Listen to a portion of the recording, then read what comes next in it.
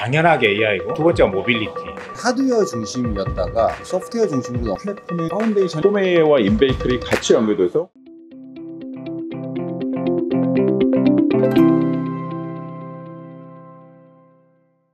네, 안녕하세요. 오늘 CES 둘째 날 우리 딜로이트의 랩업을 좀 해볼까 합니다.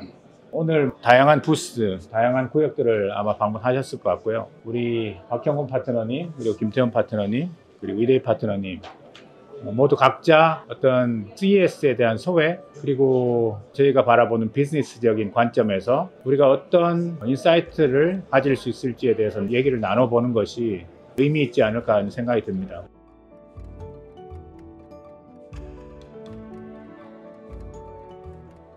우리 박형근 파트너님, 어떠한 소회가 있으신가요? 저는 일단 전시 측면에서 보면 예전에는 되게 하드웨어 중심이었다가 사실은 가전도 그렇거니와 자동차도 그렇거니 소프트웨어 중심으로 넘겨오다 보니까 전시 측면에서 보면 오히려 좀 힘이 빠졌다.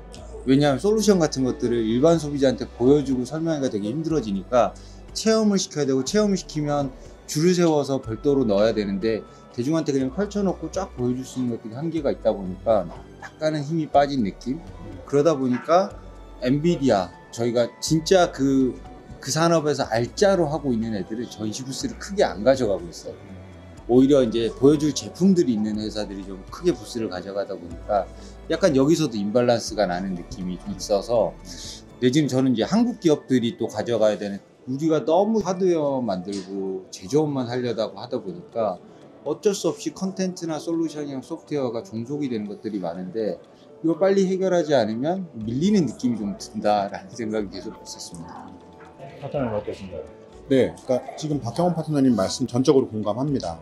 그 전시 측면에서는 조금 힘이 빠진 느낌이 분명히 있기는 했었어요. 근데 그걸 반대로 보면 오히려 실체에 가까운 내용 중심으로 좀 더 논의가 되고 있지 않나, 또 전시가 되고 있지 않나라는 생각이 듭니다. 왜냐하면 겉으로 봤을 때 굉장히 화려한 모습들이 이제 작년까지의 모습이었다면은, 요번에 나온 거는 소프트웨어의 플랫폼의 이제 파운데이션이 어떻게 돼야 되는지, 그걸 어떻게 쓸 수 있는지, 내용 자체는 굉장히 좋았습니다. 하지만 겉으로 보면 이렇게 별게 없어 보이거든요. 그냥 스크린 갖다 놓고 막 설명을 하고 있거든요. 그리고 이제 일부 우리 LG전자, 삼성전자 같은 경우에는 유즈 케이스 중심으로 뒤에서 돌아가는 AI가 있으면 앞에서 어떻게 우리 생활이 달라질 수 있을까, 이런 것들을 잘 보여주고 계신 반면에, 자동차 같은 경우는 아시다시피 현대기아는 이번에 출품을 하지 않으셨습니다. 하지만 재밌는 건 현대기아 차가 많이 보여요. 그건 뭐냐면, 그런 소프트웨어의 플랫폼을 만들어주는 회사들이 현대기아 차에다가 그걸 구현을 해서 하는 것들이 나오거든요. 그래서 올해 같은 경우에는 오히려 좀 더 비즈니스에 좀 더 천착한 CES가 아닌가, 일반 관광객들이 오는 것보다는 비즈니스의 실체를 논의하는 자리가 좀 더 됐던 것 같고요. 그 다음에 고객분들이랑 얘기를 나누고 있는 기회가 굉장히 좋았는데, 작년과 다르게 고객분들이 굉장히 실체 있는 고민을 들고 오세요. 그래서 이거는 어디 가면 볼 수 있지? 이건 누가 고민을 하고 있지? 이런 얘기를 하다 보니까 저희 비즈니스 측면에서 봤을 때에도 작년보다 훨씬 더 릴레이션십 이런 것보다는 실체가 있는 이제 향후 프로젝트의 기회, 아니면은 혁신의 기회, 이런 것들을 논의하는 기회가 됐던 것 같습니다. 그래서 내일 행사까지도 굉장히 기대가 되고 있습니다.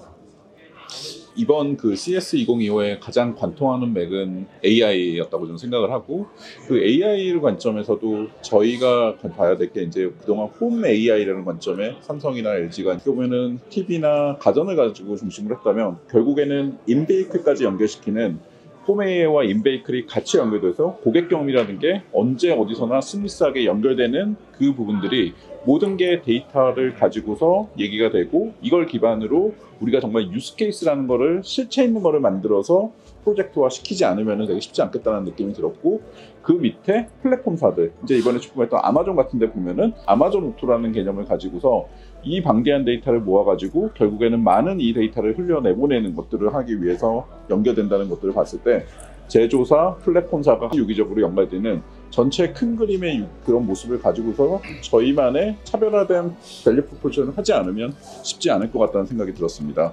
세 분이 말씀하셨으니까 저도 잠깐 소회를 말씀드리면, 지금 제가 CES에 방문하기 전에 이번 CES는 우리 모두가 쉽게 생각할 수 있는 4가지 테마를 주제로 하고 있다고 알고 있습니다. 하나는 당연하게 AI고, 두 번째가 모빌리티, 세 번째가 에너지 전환, 네 번째가 이제 디지털 헬스케어거든요.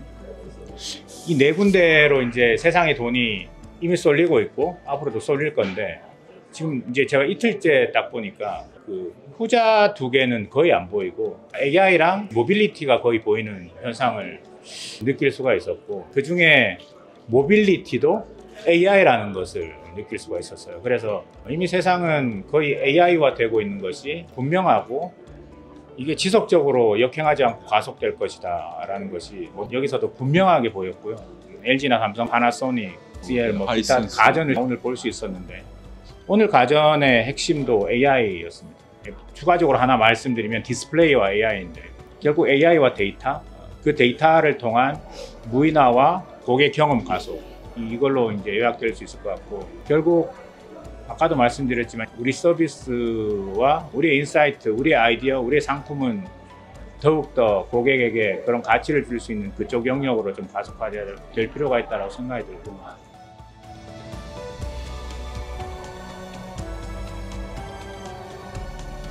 제가 이제 한 번 더 여쭙고 싶은 것은 오늘 우리가 돌아다니면서 기억에 남는 그리고 우리한테 인사이트를 줄 수 있는 부스가 무엇이었는지가 궁금한데 저는 오전에 갔던 LG 이노텍 그리고 오후에 방문했던 솔루엠 그 두 개 회사가 되게 기억이 남고요.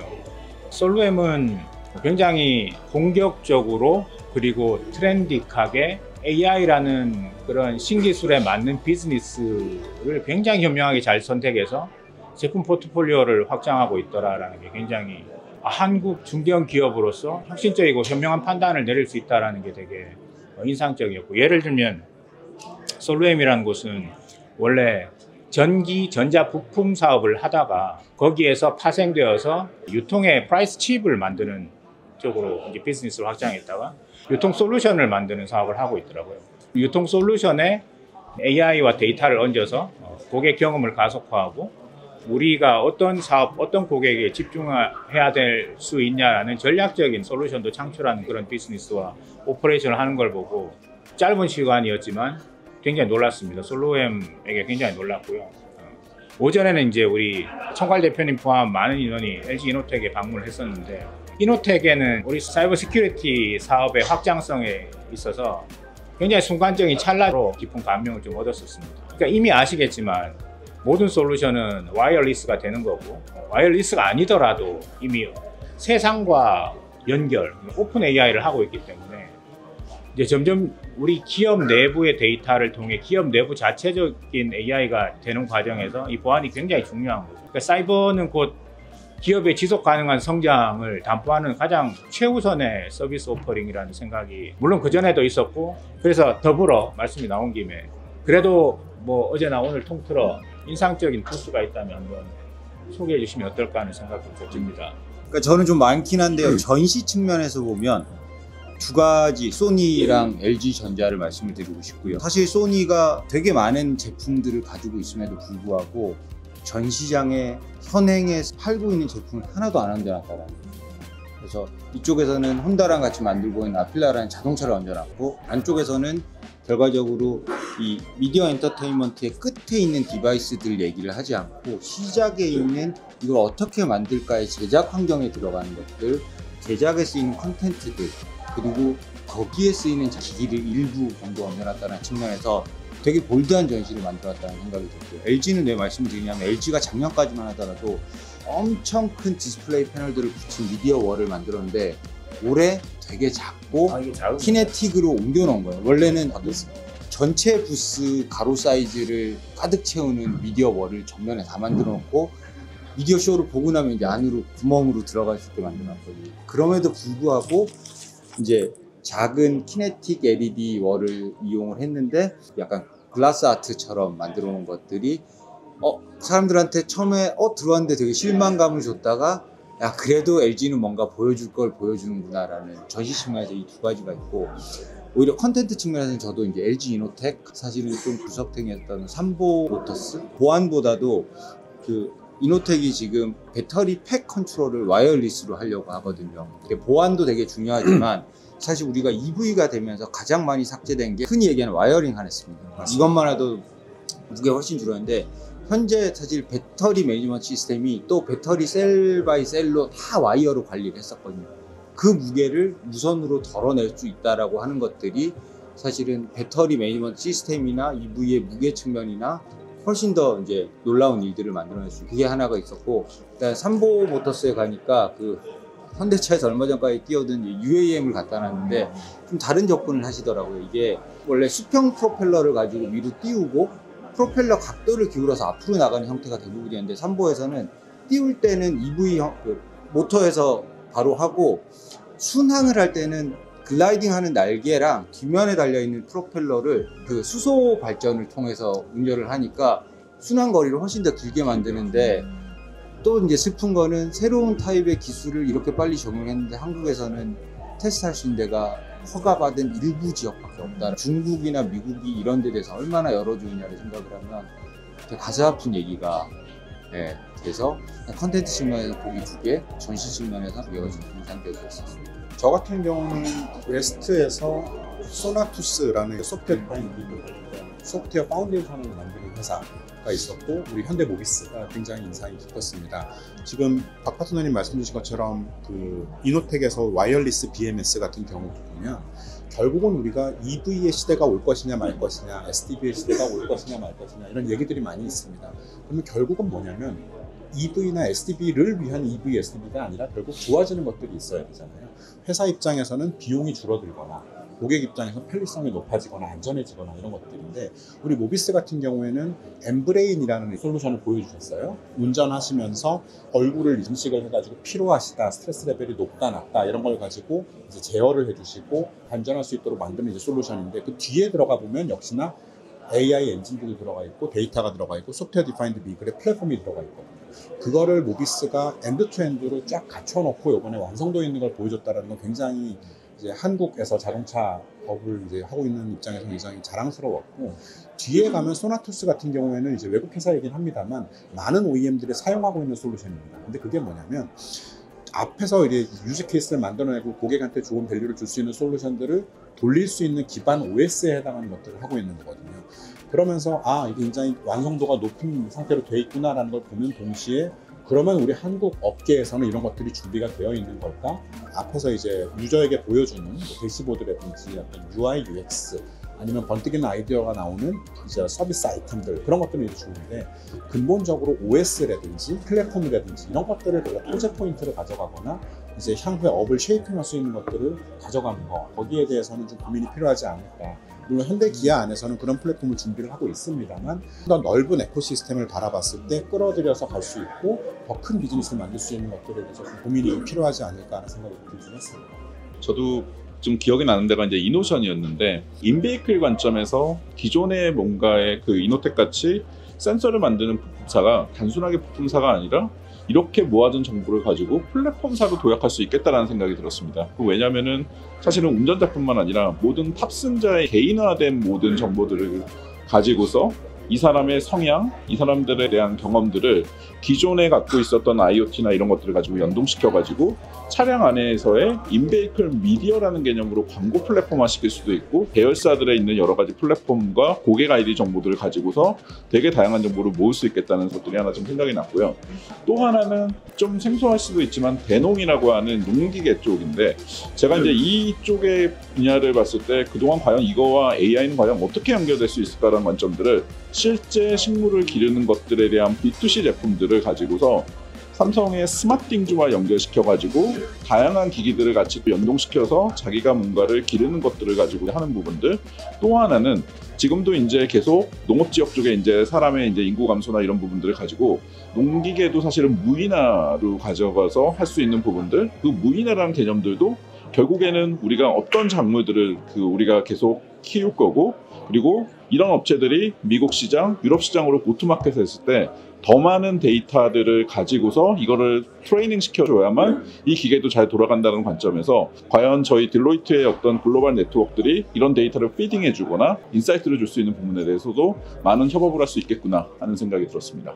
저는 사실 조금 더 특이하게 봤던 게, 올해 유난히 에코시스템 얘기랑 콜라보레이션 얘기가 되게 많거긴 하거든요. 그러니까 소나투스도 가보면 우리 아는 브랜드들이 다 나와 있고, 삼성도 이 AI 스마트 홈 허브를 갖고 같이 협업한 데들이 되게 많이 나와 있었어요. 근데 이게 약간 느낌이 바뀐 게, 어떤 서비스나 플랫폼이 예전에는 내 거를 만들기 위해서 내 서비스를 기획을 해서 시간을 끌고 익스클루시비티를 가져가는 노력을 했는 게 최근에는 시장에 빨리 내지는 이미 사용되고 있는 서비스나 제품들을 껴맞춰서 하는 것들이 훨씬 더 임팩트 있는 어프로치가 되다 보니까 삼성도 제 느낌엔 예전이면 다 삼성 제품들을 만들어서 할 것들을 삼성이 이미 시장에 잘 나와 있는 어떻게 보면 경쟁사라고 볼 수도 있는 필립스 휴 같은 것들을 삼성 스마트홈에 그냥 갖다 넣는 거거든요. 모든 업체들이 최근에 보면 잘 하고 있는 업체랑 협업을 해서 빨리 더 완성도 높은 제품을 내는데 신경을 쓰고 있고